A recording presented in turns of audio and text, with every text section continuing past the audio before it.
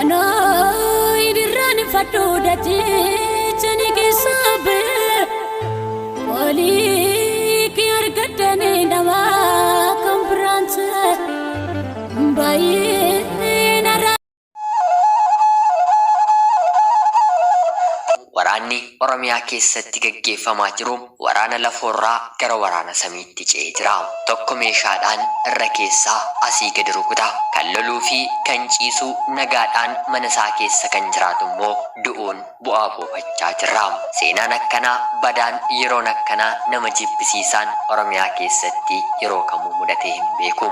Namoota hedduu magaalaa Naqqamteetti dirooniidhaan rukutamanii ajjeefamanii keessaa tokko kan ta'an Feenet Alamaayyoo fi Iyyoob Alamaayyoo obboloota lamaanidha. Iyyoobii fi Feenet ilmaan haadhaa fi abbaa tokko dhalatanii kan guddatan lixa Oromiyaa Qeellam Wallaggaa keessatti yeroo ta'u magaalaa Naqqamtee ganda Duwwaa Torbaa naannoo Burqaa Jaatoo jiraataa turanii. Feenet Alamaayyoo kaayyoo fi karoora ishee keessatti bifa kanaan carraan hin beekneen lubbuun koo ni darbiti kan jedhu gonkumaa sammuu ishee keessa hin jiru. Feenet lafa hiriyoota ishee ga'uuf manaa gara mana barumsaatii gara manaa yeroo boqonnaa ishees dubartii tokkorraatii kan eegamu maatii gargaaru guyyaa dilbataa immoo waldaa deemtee waaqa uumaa ishee galateeffachuu fi garee faarfattoota ishee waliin faarfannaa shaakaluun ala hojii gara biraa hirmaannaa addaa ta'ee akka guddattu ijoollee magaalaa Naqqamteetti waan tokko waan beektu hin qabdu. Feenet Alamaayyoo barnoota isheetti barattuu qaxalee bara darbee kutaa 8ffaa qoramtee qabxii giddugaleessaa 93.33 parsantaayilii 99.91 yookiin immoo 100 fiduudhaan barattoota akka magaalaa Naqqamteetti akka guutuu Oromiyaa fi akka guutuu biyyattiitti qabxii olaanoo galmeessisanii mana barumsaa isaanii fi biyya isaaniitiif adda duree ta'anii keessaa Feenet Alamaayyoo ishee tokko. Feenet hanga guyyaa kaleessaa lubbuun ishee darbutti barnoota ishee kutaa 9ffaa barachaa turte. Akkuma hiriyoota ishee barattoota kaanii lafti biyyi nagaadha jettee mana barumsaa deemtee barattee gara manaatti galaa otoo jirtu carraan du'aa dirooniidhaan rukutamuu ishee dhaqqabe. Feenet abdii fi kaayyoo isheerraa lafatti hafte. Kunoo intalli biyyaa eessa geessi biyya isheellee eessa geessisti. Hawaasa ishee amanummaadhaan ni tajaajilti jedhameetti kenname bifa kanaan daaraa taatee hafte. Obboleessi ishee Iyyoob Alamaayyoo barnoota isaa baratee eebbifamee xumuree guyyaa gaa'ela isaa gaggeessuuf torbee 2 kan isa hafe kaadhimaan isaa biyya Awurooppaa keessaa jiraachaa kan jirtu erga wal fuudhanii booda gara biyya ambaatti isa filachuuf qophii hundumaa kan xumurte haa ta'utii garuu innis mana isaa keessa otoo taa'aa jiru dirooniin isaa argatee lubbuu isaa barbadeesse. Feenetii fi obboleessi ishee sa'aatii wal fakkaataa keessatti naannoo tokkotti lubbuun isaanii darbe. Sirni awwaalchaa obboloota keenya lamaan Feenet Alamaayyoo fi Iyyoob Alamaayyoo onkololeessaa gaafa guyyaa 27 bara 2015 akka lakkoofsa warra Habashaatti waldaa warra Wangeelaa Makaana Yesuusii magaalaa Naqqamteetti raawwatee jira. Sababa kanaanis maatiin hiriyoonnii fi firoonni gadda lafee namaa cabsu keessa seenanii gaddaa jiru. Gaddi kun kan isaanii qofa miti. Oromiyaa biyyattii kanatu guddattuu misoomsituu ishee of harkaa dhabe. Maatii fi hiriyoottan ishee caalaa gadduu kan qabu silaa biyya ture. Waaqayyo laphee madaa'e haa fayyisu. Boolla obboloota keenyaas daadhiin haa guutu. Gaafa arbaa fi arbi walitti bu'u gidduutti kan miidhamu margaa. Guddattuun waa'ee siyaasaallee hin beekne egeree Oromiyaadhaatiif abdii taatu kunoo bifa kanaan nu jalaa citte. Silaa otoo waraanni kun hin jirre nagaadhaan dursamee furameera ta'ee Feenet bor Oromiyaa bulchuu biyya kana hoogganuu wanti isheetti xiqqaatu hin jiru.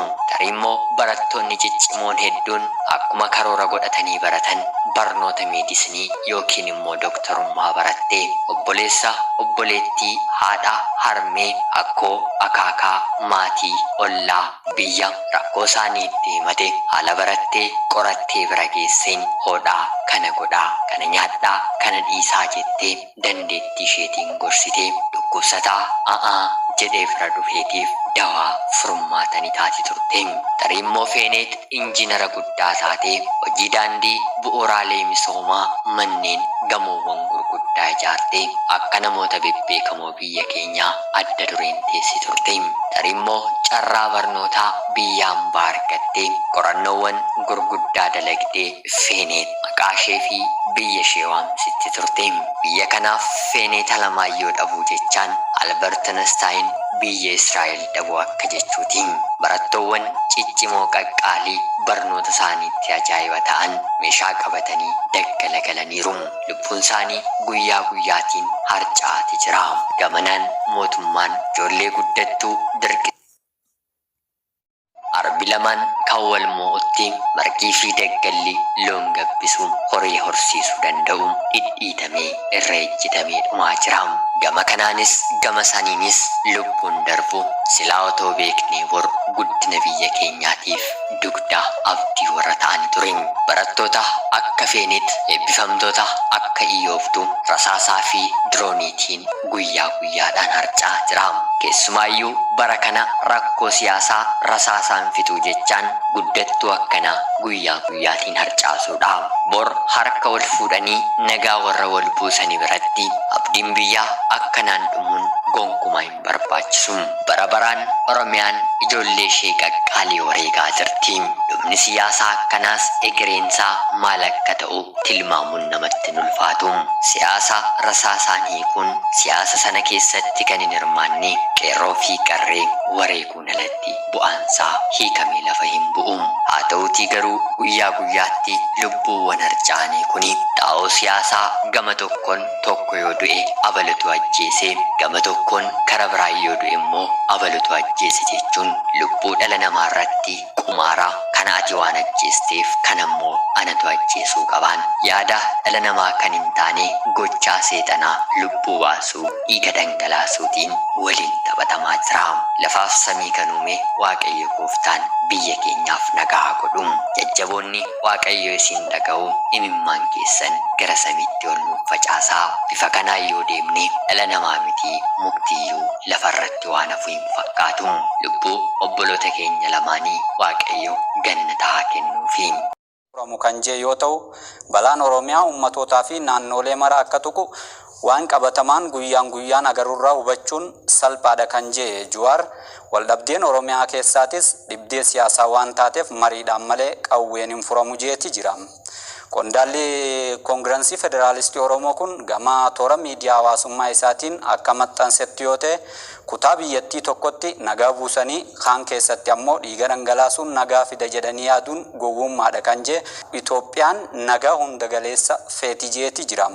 Hawaasni addunyaatii fi hooggansi Itoophiyaadha haala Oromiyaa keessatti ammaan tana qabatamaan deemaa jiruufis xiyyeeffannaa kennuun hojjechuu qabu kan jee Jawaar Mohammad gareewwan wal waraanan lameen ammoo uummata nagaatiif eegumsa godhu akka qaban qondaalli Koongirensii Federaalistii Oromoo Jawaar Mohammad dhaameeti jira.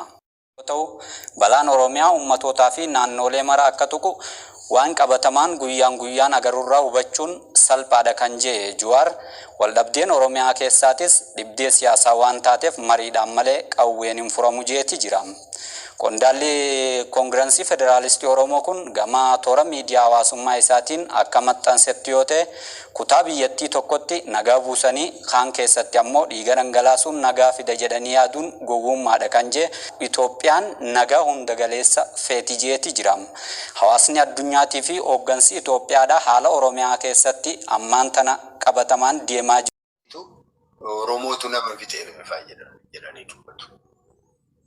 Abbaa propagandaatiin ni dafee bira ga'e abbaadhuma caale abbaadhuma sobaan isa ta'u ragaa dhiyeeffachuu danda'etu abbaa dhugaa ta'ee mul'ata addunyaa kanarratti. Kanaatiif hamma nuyi of hin beeksifnetti hamma nuyi waa'ee isaan barreessinetti hamma nuyi waa'ee isaan falminetti hamma nuyi ragaasaa qopheessinee qindeessinee warra dhaga'uu malutti hamma nuyi hin dhageessifnetti rakkoon keenya ammallee ittuma gula. Addunyaan ammallee nu dhaga'uu dhiisuu mala jechuudha. Addunyaan waa'ee dhimma keenyaa irratti itti cinqamee sababii itti nu barbaacha yookaan nu dhaga'uudhaaf dhufus waan baay'ee hin qabu. Warra riisarchii hojjetu warra dhimmi isaa kana ilaallatu irraan kan hafe jechuudha. Beeksifachuun kan keenyadha. Kanaatiif bakka hundumaatti wantoota ta'ani Amma fakkeenyaatiif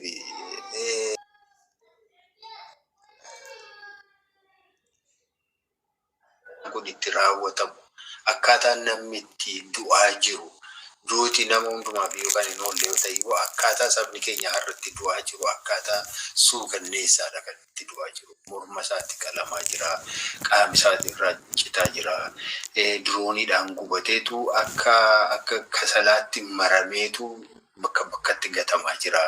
Isa kaan immoo du'eetu bineensi nyaataa jira. Kana hundumaa akka ragaatti illee namni sassaabee bakka argamuun irra jiru irratti kan ergullee namoota muraasa jechuudha. Kanaatiif egaa addunyaan akka hin daganne yoo barbaanne yoo barbaachise nullee ofirratti dhiisuu hin qabnu. Kan barreessuu danda'u barreessuu qaba. Inni ragaa qindeessuu danda'u qindeessuu qaba. Kan dubbachuu danda'u dubbachuu qaba. Kan immoo galmeessee kaa'uu danda'u kan seenaa barreessullee barreessuu qaba. Warri fiilmii irratti hojjetan warri immoo karaa baruu irratti bobba'an jiran waa'ee saba keenyaa kana xiyyeeffannoodhaan irratti bobba'uu qabu. Namuu qabsoo kana keessatti inni qawwee baatee lolus, inni waajjira keessa jirus, inni bakka adda addaa jirus, mana isaa keessa inni jirus hundumtuu qabsoo kana keessatti bifa adda addaatiin bifa danda'uutiin qooda fudhatee mirga isaatiif falmachuu yoo danda'e addunyaan illee sirriitti nu dhagaa.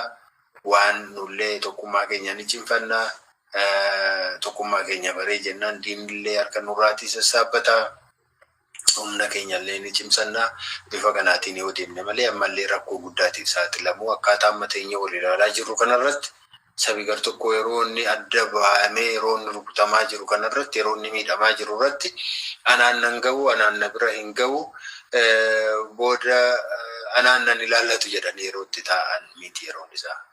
Amma argitaniitti yoo ta'e fakkeenyaatiif Wallagga keessatti nama ajjeesanii uummata Wallaggaatu nama fixe jedhaniitu akka bineensaatti akka uummati sun jibbamu godhaa turan. Amma eessatti dabarsaa jiru? Fakkeenyaatiif dhageessaniitti yoo ta'e gidduu kana gara Arsiitti dabarsaa jiru waan kana. Huruutaatti namoota sabaatiin biroo ta'an irratti tarkaanfii eega fudhataniin booda isintu akkana godhe jedhanii gara sanatti babal'isaa jiru. Bakka turanii maal jechuudhaaf jedhu magaa uummata Arsiitu uummata saba biroo irratti bobba'ee akkana godhe jedha. Anoo idirraan fadhu dachee.